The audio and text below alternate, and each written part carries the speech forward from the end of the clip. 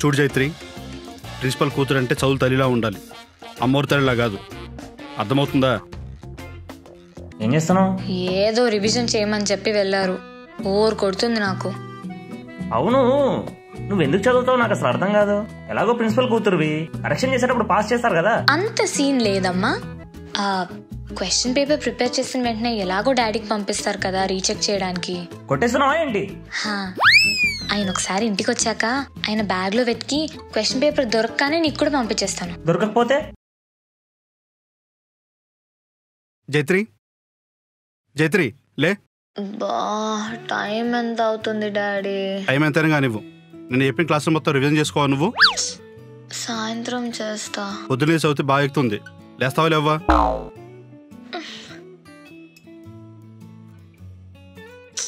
నువ్వు అందరిలాంటి స్టూడెంట్ కాదు జైత్రి, ప్రిన్సిపాల్ కూతురువి.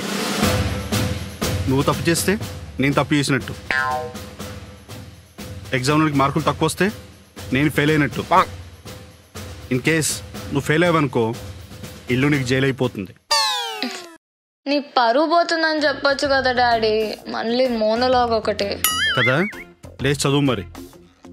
అందుకే చెప్పాను నేను వేరే కాలేజ్లో జాయిన్ అవుతాను, హాస్టల్లో ఉంటానని. ఇప్పుడు నీకు ప్రాబ్లమే, నాకు ప్రాబ్లమే. చూడు జైత్రి, ప్రిన్సిపల్ కూతురు అంటే చదువు తల్లిలా ఉండాలి, అమ్మోరు తల్లిలా కాదు. అర్థమవుతుందా?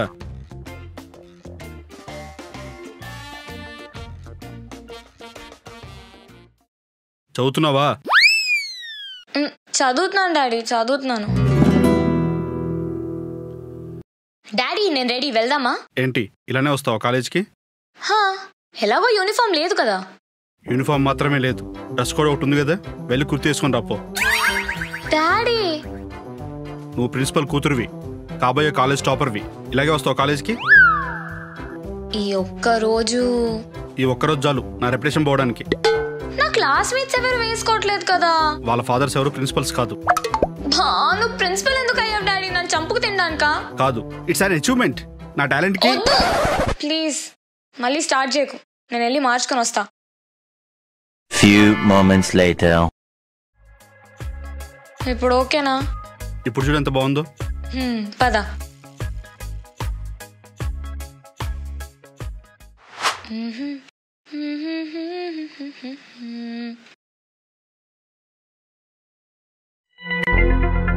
జైత్రి, నువ్వు ప్రిన్సిపల్ కూతురువి, డిసిప్లిన్ ఉండాలి. బ్యాగ్ ది. ఓ అవును, నువ్వు లాస్ట్ బెంచ్లో కూర్చున్నావేంటి? ఫస్ట్ బెంచ్ ఖాళీ లేక. ఫస్ట్ రోలో ఎక్స్ట్రా బెంచ్ అయినా వేయిస్తాను, నువ్వు లాస్ట్ రోలో కూర్చోడానికి అస్సలు వీల్లేదు. ఏ బెంచ్ అయితే ఏం డాడీ? మిడిల్ బెంచ్ అయినా యాక్సెప్ట్ చేసేవాడిని, ప్రిన్సిపల్ కూతురు అయ్యుండి చిచ్చి లాస్ట్ బెంచ్లో కూర్చుంటావా? అది వినడానికే చాలా చండాలంగా ఉంది. డాడీ నేను కాలేజ్లో స్టూడెంట్ లా ఉందాం అనుకుంటున్నాను, మీ కూతురులా కాదు. మీరు కూడా కాలేజ్లో ప్రిన్సిపల్ లా ఉండండి, ఇక్కడ కాదు. కుదరదు జైత్రి, నాకు రెప్యుటేషన్ ముఖ్యం.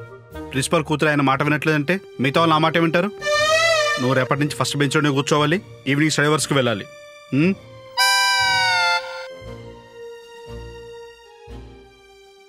కాలేజ్లో ఫ్రీడమ్ ఉండదు, ఇంట్లో ఫ్రీడమ్ ఉండదు. చిన్న బతుకు.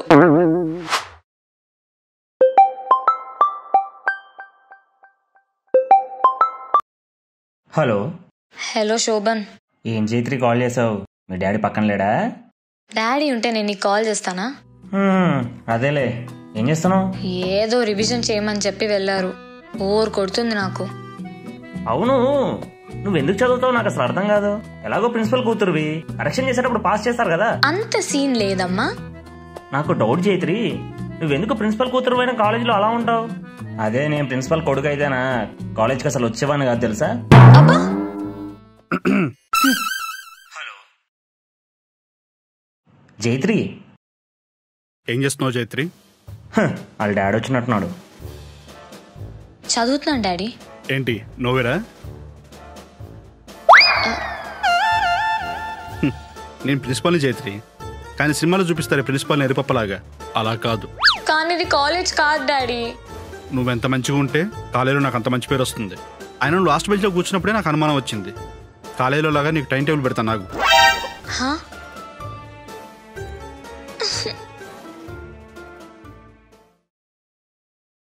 హలో. ఏంటి మామయ్య వచ్చాడా? రేపటి నుంచి ఏదో టైం టేబుల్ ఇస్తారంట, అది ఫాలో అవ్వాలంట. ఆ టైం టేబుల్లో కొంచెం నాకు కూడా టైం ఉండేలా చూడు. అది నేను చూస్తాలే కానీ ఆయన మళ్ళీ వచ్చేటట్టున్నారు. బాయ్. సరే సరే bye. Being a principal daughter is a tough జాబే. పాపం జైత్రి. అవును జైత్రి, నువ్వు ఈ కాలేజ్లో మీ డాడీ ప్రిన్సిపల్ జాయిన్ అయ్యావా లేదా సీట్ వచ్చిందా? మా డాడీ ప్రిన్సిపల్ కాబట్టి ఈ కాలేజ్లోనే సీట్ వచ్చేటట్టు ఆయన సెట్ చేశారు. ఓ అలానా. అవును, ఇంతకీ మిడ్ ఎగ్జామ్స్ కదా, ప్రిపేర్ అయ్యావా? నా బొంద ప్రిపేర్ అయ్యాను. మరి ఎలా? అంటే శోభన్, నువ్వు ఎవరికి చెప్పనంటే నీకొకటి చెప్తాను. ఆ క్వశ్చన్ పేపర్ ప్రిపేర్ చేసిన వెంటనే ఎలాగో డాడీకి పంపిస్తారు కదా రీచెక్ చేయడానికి. కొట్టేస్తున్నావా ఏంటి? ఆయన ఒకసారి ఇంటికి వచ్చాక ఆయన బ్యాగ్ లో వెతికి క్వశ్చన్ పేపర్ దొరకగానే నీకు కూడా పంపించేస్తాను. దొరకకపోతే ఏముంది, కరెక్షన్ టైంలో మన ఇద్దరు పేపర్లతో పాటు వేరే వాళ్ళది కూడా లేపేద్దాం. అవడానికి ప్రిన్సిపల్ కూతురు అయినా అన్ని క్రిమినల్ థాట్సే. ఊరికే ప్రిన్సిపల్ కూతురు అనకు. హే మామయ్య, మీ డాడీ వస్తున్నారు, నువ్వు మాత్రం క్వశ్చన్ పేపర్ కొట్టేసే పనిలో ఉండు. అమ్మో వెళ్ళిపోలే.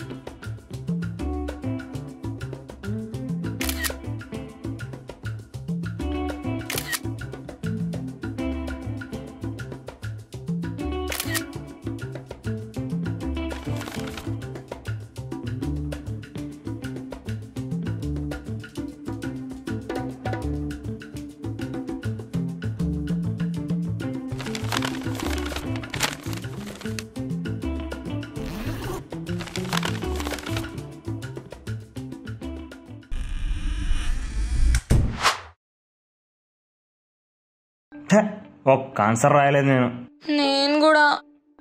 అయినా నువ్వు పంపిన క్వశ్చన్ పేపర్ రాలేదేంటి? అదే కదా నేను కూడా షాక్ అయ్యాను. ఇప్పుడు ఎలా? ప్లాన్ బి ఉంది కదా, ఆన్సర్ షీట్స్ లేపేద్దాం. అది కూడా కరెక్ట్ చేస్తావో లేదో. అయినా క్వశ్చన్ పేపర్ ఎలా మారిపోయింది? అది మారలేదు, నేనే మార్చేశాను కాబట్టి.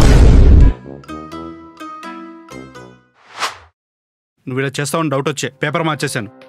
ఆయన శోభన్ గడిది లాస్ట్ బెంచ్ బ్యాచ్, వాడితో ఫ్రెండ్షిప్ చేస్తుంటే నా పరువు పోతుంది తెలుసా? డాడీ, శోభన్ నా చిన్నప్పటి నుంచి ఫ్రెండ్. జైత్రి, నేనంటే కాలేజీలో అందరికీ రెస్పెక్ట్ ఉంది తెలుసా? నా బొందు ఉంది. అసలు మీరు ఇంత స్ట్రిక్ట్ గా ఉన్నారని కాలేజ్ లో ప్రతి ఒక్కరు మిమ్మల్ని తిట్టుకుంటున్నారు. ఎన్ని జోకులు వేసుకుంటారో తెలుసా? అది విన్నప్పుడు కూడా ఎంత ఫీల్ అవుతానో నేను. దానికి తోడు నేను ప్రిన్సిపల్ కూతుందని సగం మంది నాతో మాట్లాడరు. పోనీ మాట్లాడినా భయపడుతూ మాట్లాడతారు. మంచిదే కదా, మీకు మంచిదేమో, నాకు మాత్రం నరకంలా ఉంది. డాడీ, ఇప్పటి నుంచి మీరు కాలేజ్లో మాత్రమే ప్రిన్సిపల్. ఒక్కసారి ఇంటికి వచ్చాక కాలేజ్ గురించి డిస్కషన్స్ పెట్టడానికే లేదు. అండ్ మీరు కాలేజ్కి ప్రిన్సిపల్, నాకు కాదు, గుర్తుపెట్టుకోండి.